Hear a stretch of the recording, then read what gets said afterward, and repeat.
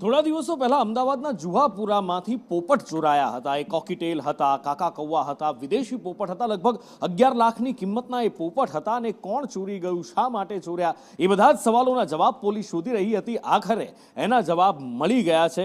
એક reel social media ઉપર આ ચોરોએ જોઈ હતી અને એ પછી આ મોંઘા દાટ પોપટ ચોરવાનો એમને વિચાર આવ્યો। કોણ છે આ ચોર અને શા માટે પોપટ ચોરી કરી, એ જુઓ।